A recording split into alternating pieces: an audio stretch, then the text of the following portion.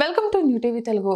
దేశంలో జరగబోయే లోక్సభ నియోజకవర్గాల పునర్విభజనపై తెలంగాణ ముఖ్యమంత్రి రేవంత్ రెడ్డి ఒక సరికొత్త ప్రతిపాదనను ముందుకు తెచ్చారు.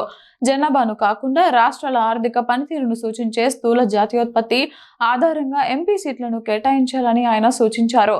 ఈ విధానంలో ఆంధ్రప్రదేశ్కు 38, తెలంగాణకు 30 లోక్సభ స్థానాలు దక్కుతాయని చెప్పారు. కానీ చిత్తశుద్ధి లేని ఎన్డీఏ ప్రభుత్వము ఆ రోజు చట్టాన్ని లోక్సభలో ఆమోదించినప్పుడు తక్షణమే అమలు చేసే అవకాశం ఉన్న చట్టంలో ఫిట్టింగ్ పెట్టి మహిళలకు రిజర్వేషన్లను దూరం చేసింది ఎన్డీఏ ప్రభుత్వం. ఈరోజు మళ్ళీ మహిళా రిజర్వేషన్లను అమలు చేయమని డిమాండ్ వచ్చినప్పుడు, అమలు చేయాల్సిన పరిస్థితి వచ్చినప్పుడు 2026లో జనాభా లెక్కలేస్తామని ఆదేశాలు ఇచ్చి ఇప్పుడు ఆ లెక్కలు పూర్తి చేసి అమలు చేయాల్సిన అంశాన్ని పక్కన పెట్టి 2011 జనాభా ప్రాతిపదికన మహిళా రిజర్వేషన్లను, నియోజకవర్గాల పెంపును రెండు కలిపి ఒకే దాంట్లో పెట్టి ఈరోజు చట్టం ముందుకు తీసుకొస్తుంది.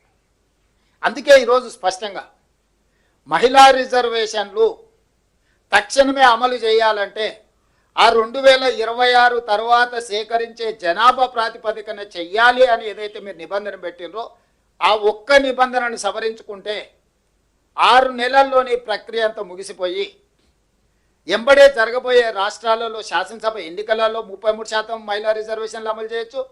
2029లో ఏదైతే లోక్సభ ఎన్నికలు జరుగుతాయో 543లో 33% అంటే 181 మంది మహిళలకు ఆటోమేటిక్గా లోక్సభలో కూడా ప్రాతినిధ్యం వహిస్తుంది.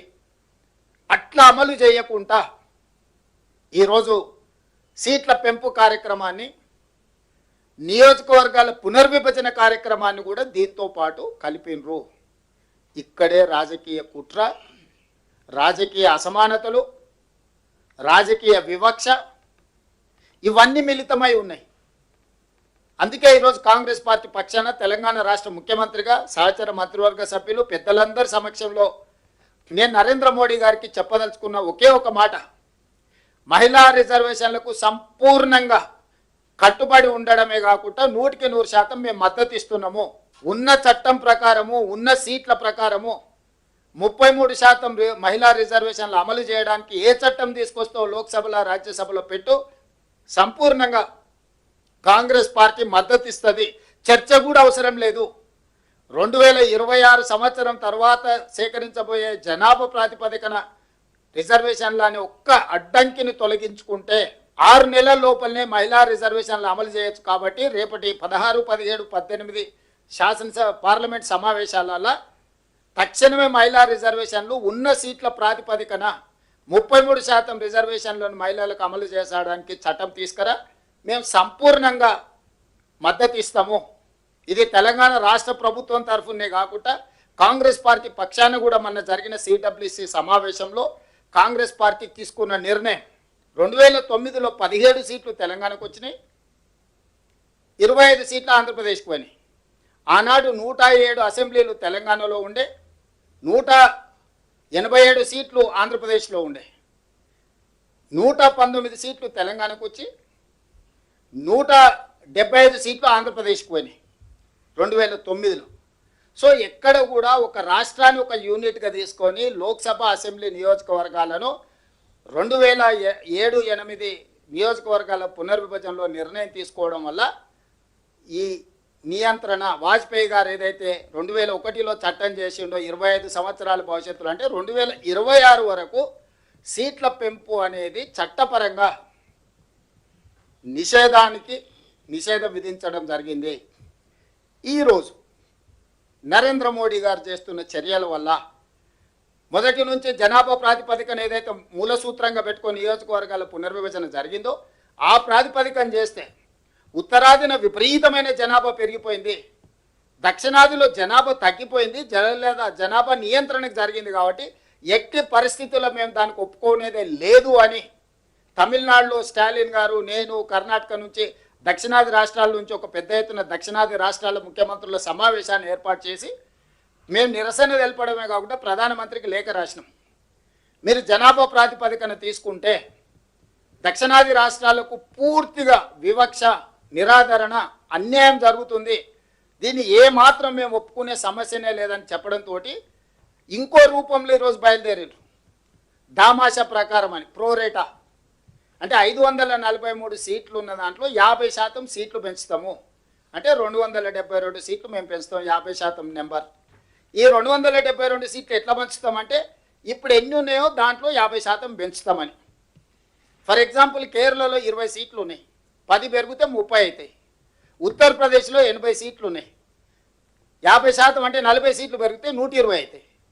ఇందులో ఉన్న పొంచి ఉన్న ప్రమాదం ఏంటంటే, నేను ఒక్కొక్క రాష్ట్రానికి దక్షిణాదిన ఉత్తరాదిన పోల్చి చెప్తున్నాను, అది ప్రతి రాష్ట్రానికి దక్షిణాదిలో ఉన్న రాష్ట్రాలకు అప్లై అవుతాయి. ఈరోజు 20 సీట్లు ఉన్న కేరళకు, 80 సీట్లు ఉన్న ఉత్తరప్రదేశ్కు అంతరం 60 సీట్లు. ఈరోజు 50% పెంచితే కేరళ 30 సీట్లు అవుద్ది, ఉత్తరప్రదేశ్ 120 సీట్లు అవుద్ది. ఇప్పుడు 30కి 120కి అంతరం 90 సీట్లు. అంటే ఈరోజు కేరళకు ఉత్తరప్రదేశ్కు ఉన్న గ్యాప్ 60 సీట్ల బదులు 90 సీట్ల అవుతుంది. ఇప్పుడు దూరం ఉంది, అప్పుడు అగాధం ఏర్పడుతుంది. పాలిటిక్స్లో అటల్ బిహారీ వాజ్పేయి గారి ప్రభుత్వం ఒక్క ఓటుతోనే ఒక్క సీట్తో పడిపోయింది. ఒక్కొక్క సీటు ఎంత కీలకమైంది.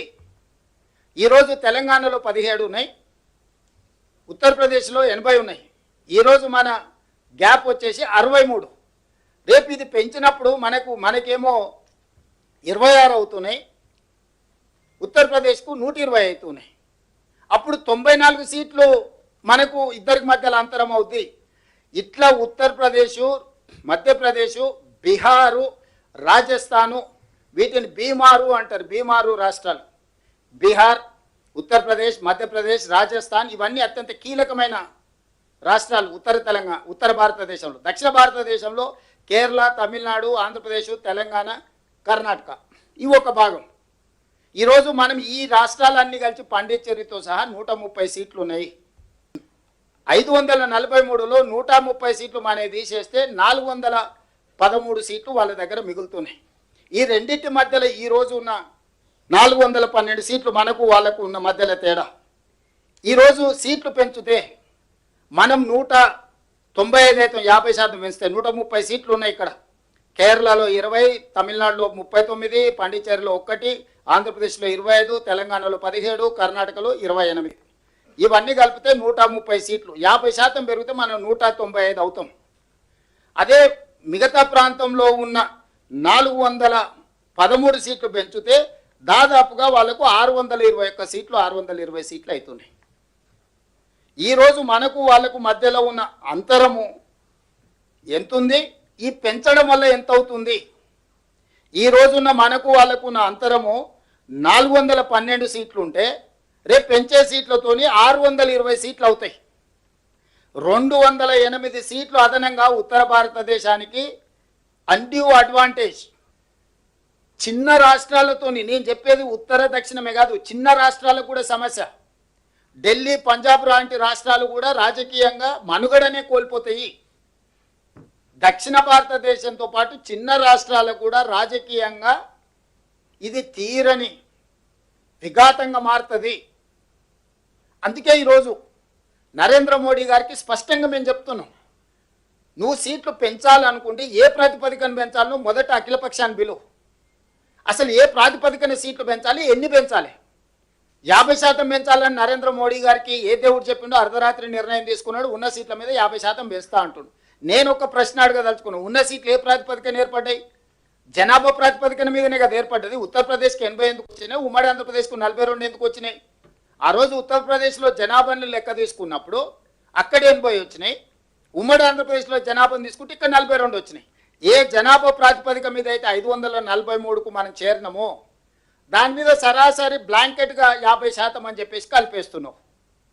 ఏ జనాభా నియంత్రణ చేసిన వాళ్ళకి అన్యాయం జరుగుతుంది అంటున్నావు. మూలసూత్రమైన జనాభా ప్రాతిపదికన ఏర్పడిన విధానాన్ని ప్రోరేట ప్రకారం 50% పెంచేస్తా నేనని చెప్పి నీ రాజకీయ మనుగడ కోసం, నీ రాజకీయ అవసరాల కోసం ఈ రోడ్లు సీట్లు పెంచడంతో దక్షిణ భారతదేశానికి వచ్చే 195, ఉత్తర భారతదేశానికి వచ్చే 621 సీట్లు ఉత్తర దక్షిణ భారతదేశాలలో విపరీతమైన అంతరం పెంచుతుంది.